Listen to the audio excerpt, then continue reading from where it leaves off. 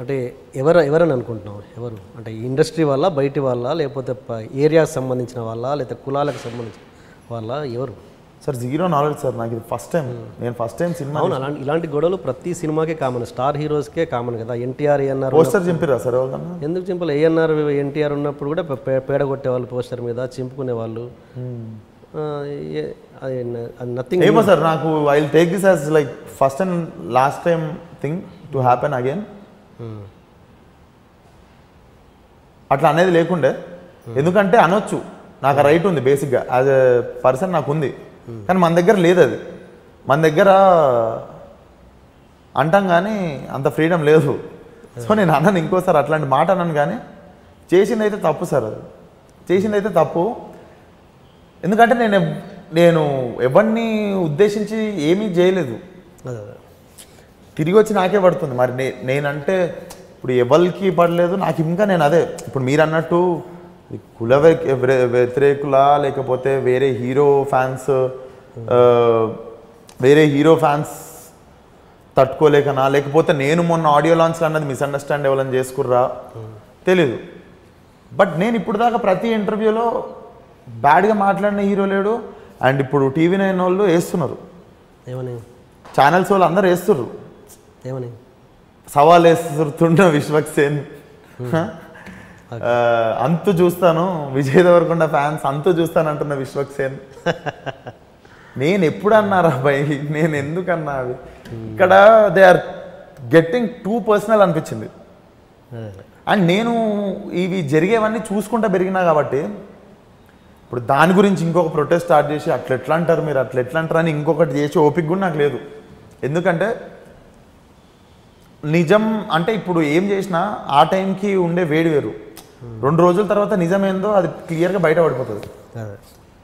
So నేను light తీసుకున్నా. Morning TV లేగంగానే TV చూసి చుట్టాలు డాడీకి ఫోన్ చేస్తే అరే చూడంటే వేస్తూనే ఎవరు. నేను ఇప్పటికీ చెప్తున్నా సార్, నా అన్ని ఇంటర్వ్యూస్లో మీరు కావాలంటే తర్వాత ఎడిట్ చేసి దీనికి ఇంటర్ కట్ వేయండి, ర్యాపిడ్ ఫైర్లలో విజయ్ దేవరకొండ పేరు వస్తుంది.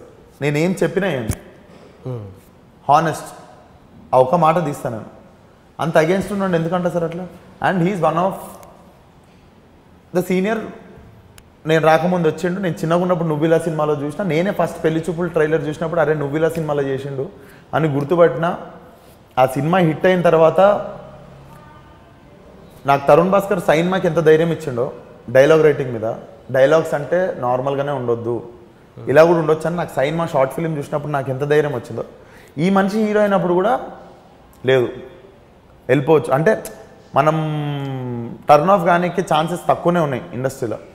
దేర్ ఈజ్ అ వే అన్నట్టు ఈ మనిషిని చూస్తే కూడా అనిపించింది. I always taken him has inspiration. ఇది ఎంత ప్రాబ్లము ఈ ఎన్నుకున్నోళ్ళ పక్కనున్నోడా, ఈ పక్క నుండి చెప్పేటోళ్ళ, లేకపోతే ఏందో అర్థం కాదు. మీరు ఆడియో లాంచ్లో చూస్తే కూడా నేను ఒక థర్డ్ పర్సన్ గురించి మాట్లాడా. ఒక థర్డ్ పర్సన్ పలానా హీరో గురించి అరే ఆల్రెడీ ఒకటి లేపినాం, నెత్తి మీద పెట్టుకున్నాము, మనకు ఆల్రెడీ అవుతుంది, ఇప్పుడు ఇంకోటి లేపితే వద్దురా బాబు వాడిని లేపకండి అంట. వాడిని లేపకండి అని ఎప్పుడు అనాలి సార్ నన్ను? మీరు నాకు ఛాన్స్ ఇచ్చినప్పుడు, మీరు నాకు సినిమా అవకాశం ఇచ్చి 3 సినిమాలు నాకు తీసి నాకు లైఫ్ ఇచ్చి ఇండస్ట్రీలో ఒక పొజిషన్లో పెట్టి తర్వాత నేను మీకు అంజాన్ కొడితే, నేను మిమ్మల్ని చూసి చూడనట్టు వెళ్ళిపోతే అప్పుడు అనండి అరే వీడిని లేపింది చాలరా భయ్ వీడిని లేపొద్దు అని. కానీ నన్ను లేపింది ఎవడు? ప్రతి ప్రొడ్యూసర్ ఆఫీసర్ వెనక తిరిగి కూర్చున్న రోజులు ఉన్నాయి. ప్రతి ప్రొడ్యూసర్ నా ఎదురుగా నడుచుకుంటూ వెళ్ళిపోయిన రోజులు ఉన్నాయి.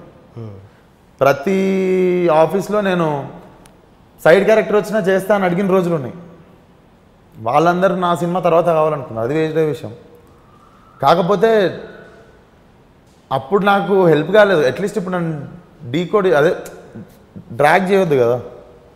సో ఇవన్నీ తిరుగుతాయి ఒకటేసారి. అమ్మ ఇంత చేసుకొని మనంతలో మనం ఇన్ని చేసుకొని ఇంత చేసుకొని మనం పైకి వచ్చినాం, ఇప్పుడు కూడా లాగుతున్నారు ఏంద్రా మీరు అని చెప్పి సుర్ర అని చెప్పి ఒక మాట అనేసిన, వచ్చి చెప్తాం ఈ పని అని. ఇవన్నీ తిరిగినాయి అంటే ఒక్కళ్ళని కాదు, ఇవన్నీ తిరిగి అనేసరికి వీళ్ళు బచ్చాలే అంటా సార్. నేను ఇప్పుడు కాదు బచ్చా నా కొడుకులు. ఎంత పని లేకుండా ఉంటే లైఫ్లో మన గురించి కూర్చొని రాయనికే టైం ఉంటుంది వాళ్ళకి అనుకున్నాను నేను అంతే. బట్ తప్పు సార్. నేను ఇప్పుడు కూడా ఓపెన్గా చెప్పిన, ఒకవేళ అది విజయ్ దేవరకొండ ఫ్యాన్స్ అనుకోండి, వాళ్ళకు కూడా ఇప్పుడే చెప్తున్నా, నేను మీ షో కాబట్టి చెప్తున్నా, నాకేం లేదురా భయ్, నాకు అగేన్స్ట్గా మాట్లాడేది మీ హీరో గురించి కాదు. అండ్ మీ హీరో గురించి నేను ప్రతిసారి మంచిగానే మాట్లాడినా. మీరు ఒక హీట్ ఫామ్ చేసినప్పుడు మీరు దానివల్ల ఒక్కడికి ఎఫెక్ట్ అవుతుందా, ఎంతమందికి ఎఫెక్ట్ అవుతుందో కూడా చూడాలి. మీరు నా కెరియర్ సరే, మీరు నన్ను 2 సార్లు దెబ్బలు వేరి నేను వస్తా, మళ్ళీ తిరిగి లేస్తా, తొక్కే కొద్దీ లేస్తా. కానీ నాతో పాటు మీరు సినిమాకి దెబ్బేస్తే చాలామంది కెరియర్ ఉంది సినిమాలో. అదే సార్, అది ఎమోషనల్ అనిపించింది. దాని తర్వాత ఫస్ట్ ఆఫ్ ఆల్ నాకు భయం కాలేదు సార్.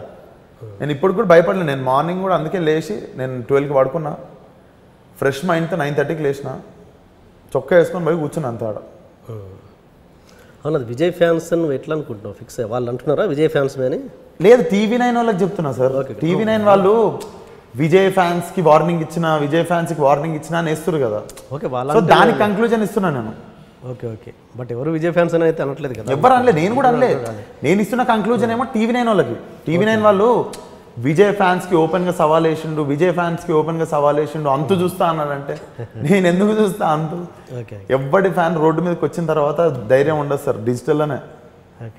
ఎవ్వరి ఫ్యాన్ అయినా ఎంతమందిని చూస్తున్నాం చెప్పండి, ఓపెన్గా స్టార్లను తిట్టి రోడ్ల మీద ఫ్రీగా తిరుగుతారు అని. నేను దాన్ని పాయింట్అవుట్ చేయట్లేదు, కానీ ఇట్స్ ఈజీ ఆన్ డిజిటల్ అని చెప్పి యూ కాంట్, అంటే చాలా కెరియర్ ఉంటుంది. చాలామంది ఒకళ్ళ కెరియర్ స్టాప్ చేసే రైట్ ఉండొద్దు వాళ్ళకి. ఓకే, ఇప్పుడు అంటే నన్ను లేపడం అవసరం లేదు అని అన్నావు కదా. అంటే నేను అనేది ఏంటంటే, ఓకే ఇప్పటివరకు ఎవరు లేపకపోవచ్చు, బట్ ఆ టాపిక్ తీసి కొంతమంది హట్ అంటే లేపేవాళ్ళు. సపోజ్ నీ వెనక నాని నిల్చొని ఉన్నాడు ఆ రోజు, నెక్స్ట్ లేపేది తనే కదా, మరి తను హట్ అయ్యి ఉండొచ్చుగా. అయ్యేలే అట్లా ఏముండదు సార్, అట్లా అయ్యి ఉండదు. అంటే ఇప్పుడు నెక్స్ట్ లేపే వాళ్ళు హట్ అయ్యే ఛాన్స్ ఉంటుంది కదా కొంచెం. మీరు మాట్లాడేదాకా నాకు ఈ రోజు దాకా ఈ థాట్ రాలే, కానీ అట్లా అనుకోరు అనుకుంటా. ఇప్పుడు మీరు అన్నట్టే అనుకోవాలనుకుంటే అనేసుకోవచ్చు, ఏమైనా అనేసుకోవచ్చు. అట్లా లేదు, ఇప్పటివరకు జరిగింది వేరు, నెక్స్ట్ కూడా నన్ను లేపే అవసరం ఎవరికి లేదు అంటే దట్స్ రాంగ్ కదా. నేను అనలే కదా నెక్స్ట్, అంటే ఇక్కడ నుంచి నన్ను లేపే అవసరం కూడా నన్ను లేపే అవసరం కూడా లేదు, నాకు నేనే లేపుకుంటా అంటే వాట్ ఇస్ దట్? ఇప్పటి నుండి లేపే అవసరం లేదనుకుంటున్నాను, ఇప్పటి నుండి లేచి ఉన్నా కదా ఆల్రెడీ. అంటే ఓకే, నువ్వు తెలిసి చేసినావు నేనైతే అనుకోవట్లేదు, బట్ ఓకే అది మిస్టేక్ జరిగిపోయింది. అంటే మీరు అన్నట్టు నేను అప్పుడు దాకా జరిగింది మాట్లాడా, మీరు ఫ్యూచర్ ప్రిడిక్ట్ చేసి మాట్లాడుతున్నారు కదా, అది లేకపోవచ్చు నా మైండ్లో. అండ్ ఇంకోటి, మీరు నన్ను చూస్తే చాలా డల్ ఉండే నేను ఆడియో ఫంక్షన్లో. ఎందుకు? ఫస్ట్ టైం నాకు నేను మాట్లాడదామని, నేను నా సినిమా గురించి మాట్లాడినా, నా సినిమా కష్టపడ్డోళ్ళ గురించి మాట్లాడినా, నా అవన్నీ మాట్లాడలేదని ఇంటికి వచ్చినాక బాధపడ్డా. ఆ రోజు సగం టైం నేను మైక్ కొట్టుకుని అట్లా అయిపోయినా మాట్లాడకుండా. నాకు తిరుగుతుంది ఏంది, నన్ను అట్నుండి తెచ్చిర్రు, వచ్చిన వాళ్ళు 2000 మంది లోపలికి తరిమేసిర్రు 3000 మందిని. వస్తున్నప్పుడు ఒక్కొక్కడు ఒక్కొక్క మాట అన్నారు ఆన్సర్ అని. నాకు ఇన్స్టాగ్రామ్లో ఫోటోలు ఇద్దరు, కాలుకి రక్తం వస్తుంది ఒకడికి, నీకు పంపాలనుకోవట్లేను అన్న ఈ ఫోటో, కానీ నీకు పంపాల్సి వచ్చింది, నన్ను లోపల రానియలే. ఇవన్నీ తిరుగుతున్నాయి బయట, వేరే కియోస్ నడుస్తుంది రక్కస్. బేసిక్గా నాకు అలవాటు లేదు కదా సార్. ఫస్ట్ టైం ఇదంతా తట్టుకోలేక అదొకటి నడుస్తుంది నెత్తిలో. అది అయినెంబడే నేను నా స్పీచ్ ఇద్దరు తర్వాత అనుకున్నా. ఓకే, సడన్గా మన యాంకర్ రవి వచ్చి విశ్వక్ మాట్లాడతాడు ఇప్పుడు అన్న, ఊరిని అమ్మ నేను ప్రిపేర్ కాలేదు, ఇప్పుడు నేను ఆ జోన్లో అటకాయించిన, మీరేమో ఇది ఇచ్చిర్రు. ఓకే ఓకే, సో నేను మాట్లాడదాం అనుకున్న 10 టాపిక్లల్లో ఒకటి మాట్లాడి వచ్చేసిన. ఓకే.